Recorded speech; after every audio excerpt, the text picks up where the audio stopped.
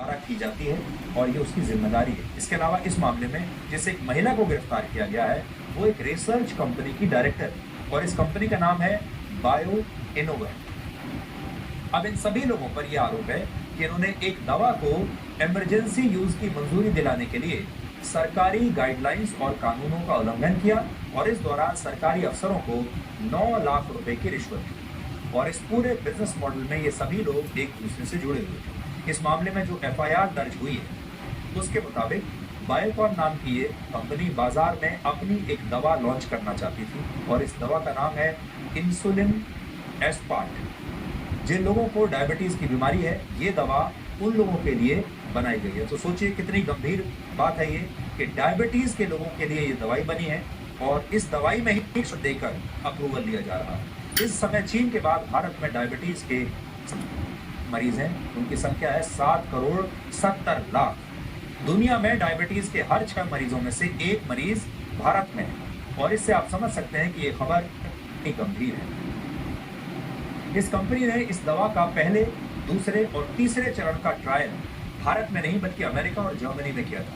ये सब आप जानते होंगे पहले से कि जब कोई दवा बनाई जाती है तो उसके ट्रायल्स किए जाते हैं। पहले चरण का ट्रायल होता है, फिर दूसरे चरण का, फिर तीसरे चरण का। और एफआईआर में ये लिखा है कि इसके आधार पर जो ट्रायल्स उन्होंने किए अमेरिका और जर्मनी में, उन ट्रायल्स के आधार पर ये कंपनी चाहती थी कि भारत में इसे तीसरे चरण के ट्रायल से छूट मिल जाए और इस दवा को इमरजेंसी यूज की श्रेणी में डालकर मंजूरी दे दी जाए ताकि कंपनी इस दवा को बाजार में जल्द से जल्द बेच सके। यानी कंपनी ये कह रही है कि हमें तीसरे चरण का ट्रायल नहीं करना और आप हमें ये मंजूरी दे दीजिए बिना ट्रायल के। इसके लिए इस कंपनी ने बायो इनोवेट नाम की एक दूसरी कंपनी से संपर्क किया जिसकी मदद से ड्रग अथॉरिटी के सरकारी अधिकारियों को 9 लाख रुपए की रिश्वत ऑफर की और जब इस अथॉरिटी के एक प्रमुख अधिकारी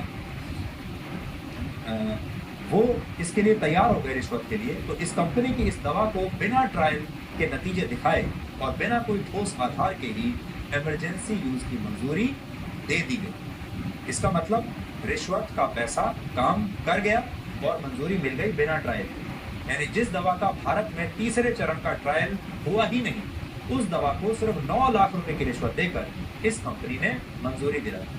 अब सोचिए कितनी खतरनाक बात, लाखों करोड़ों लोगों के जीवन के साथ खेलने वाली बात। हालांकि सीबीआई ने इस मामले में तुरंत कार्रवाई करते हुए सरकारी अफसर एस ईश्वरा रेड्डी को रिश्वत के 4 लाख रुपए लेते हुए रंगे हाथों गिरफ्तार कर लिया, जिससे ये पूरा नेटवर्क एक्सपोज हुआ और उसके बाद ये पता चला कि ये कौन सी कंपनी थी, कौन सी दवाई थी और किस चीज का क्लियरेंस मांग रही थी। हालांकि यहाँ बात सिर्फ इतनी नहीं, इस मामले में ऐसी बहुत सारी चीजें हुई हैं जिससे दवाओं को मिलने वाली मंजूरी पर गंभीर सवाल खड़े हो रहे हैं। जैसे आरोप है कि 18 मई को जब इस सरकारी एजेंसी की सब्जेक्ट एक्सपर्ट कमेटी की बैठक हुई तो इसमें ये बात पहले से तय हो गई थी, फिक्स थी कि इस कंपनी की दवा को इस्तेमाल के लिए मंजूरी देनी है।